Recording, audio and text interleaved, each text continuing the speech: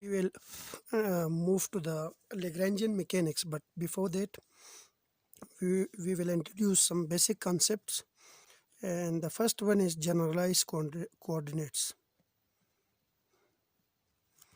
Generalized coordinates.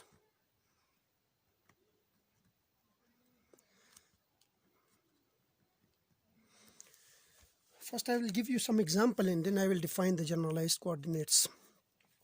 Suppose we have a particle of mass m moving in a three-dimensional space.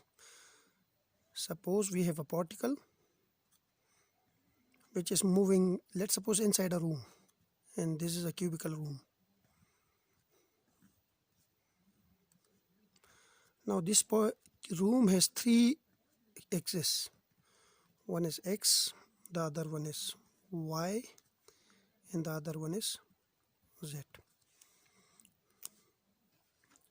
Now suppose we have a particle which is located here at this point. Suppose the particle is inside a room. Now to identify the location of this particle, okay, if we need to identify the location of this particle, we have to measure its distance along x-axis, we have to measure its distance along y-axis, and we have to measure its distance along z-axis. So it means that to identify the location of this particle, we need three parameters.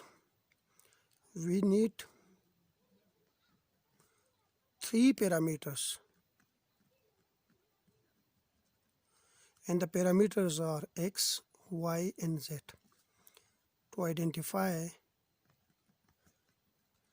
the motion of this particle. Which particle? The particle which is moving inside a room.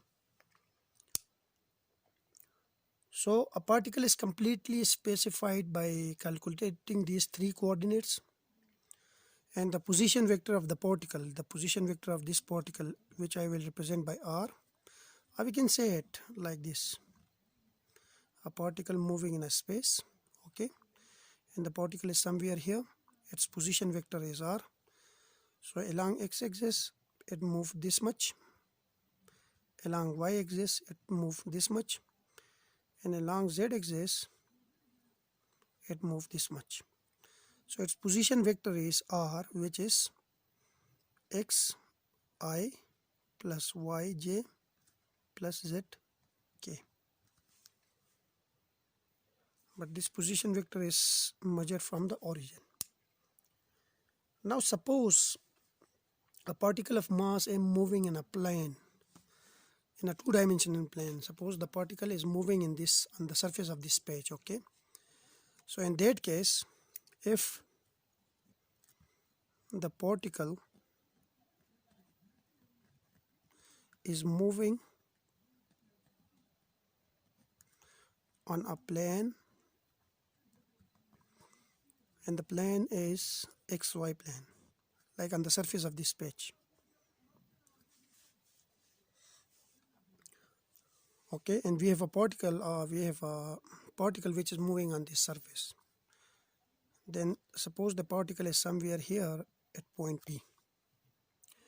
Now to specify or to describe the motion of this particle, we need two parameters or two coordinates. Parameters are coordinates to describe the motion of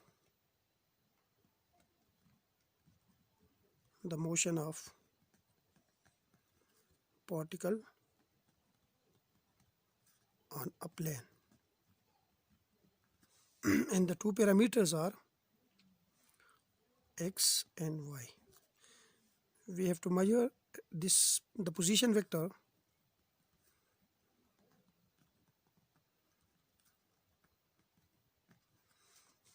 of this particle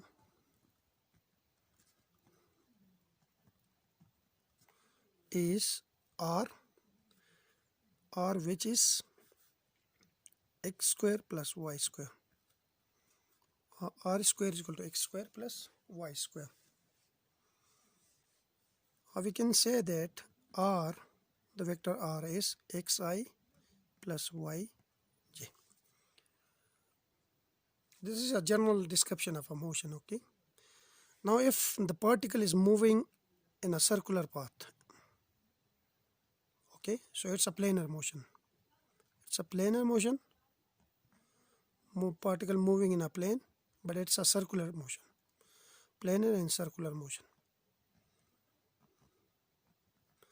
So again we have two coordinates here. One is x and the other one is y. And suppose the particle is somewhere here. So this distance, which is equal to the radius of the circle. Okay.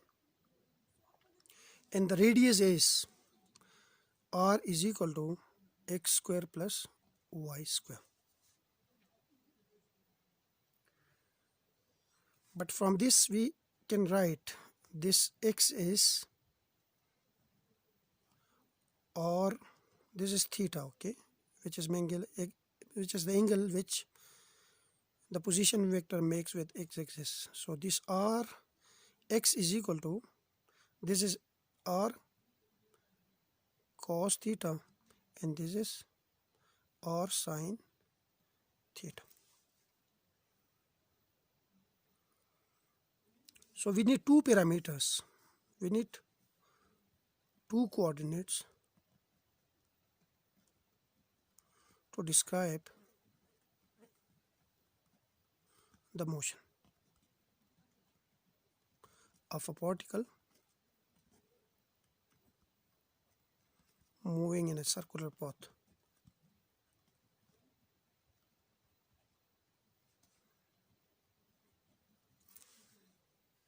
But we have another parameters here. We have another parameter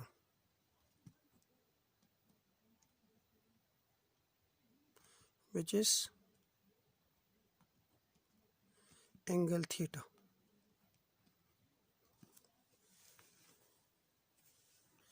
Now if we know this angle theta,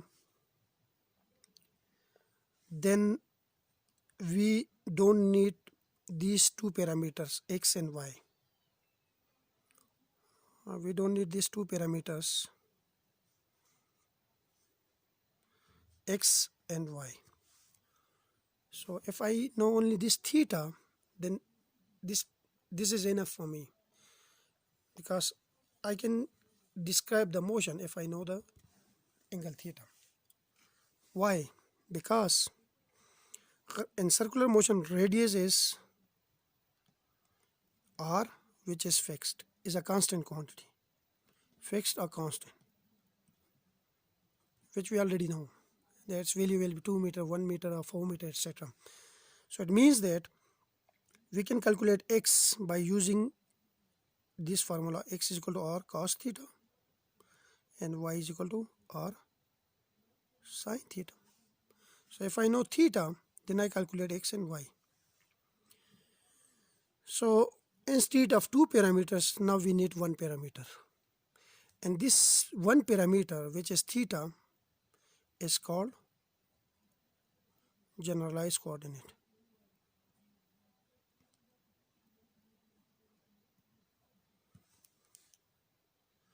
Now we will define generalized coordinate. What is meant by a generalized coordinate? Okay, the minimum number of coordinates, the minimum number of coordinates that needed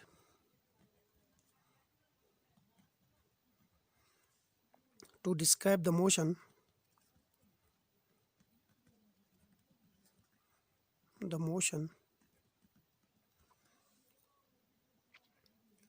or state, motion or state of the particle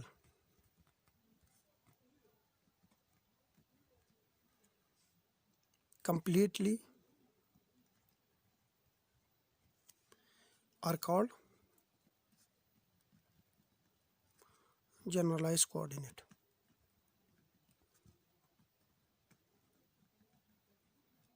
These are called generalized coordinates. Now, according to this definition, theta is the generalized coordinate, because if we know theta, we can describe the motion. Or if we know x and y, then we can describe the motion. So instead of two coordinates, x and y, if I know theta, then I can describe the motion or state of the particle. Now, generalized coordinates are not necessarily have the dimension of length. Like the generalized coordinate might be length, it might be velocity, it might be acceleration, etc. Okay, it's not necessary that generalized coordinates will always be the length.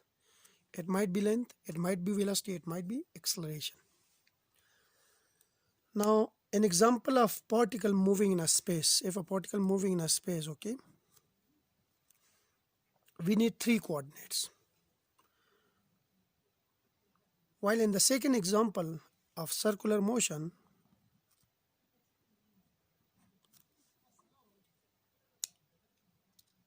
there are some restriction, okay, and the restriction is, the first restriction is, in this case we need three coordinates in space motion, okay, while here we need two coordinates. There is a reduction of one coordinates here, because here we need three, here we need two, and this reduction comes from some limitation. And the first limitation is particle move in a plane,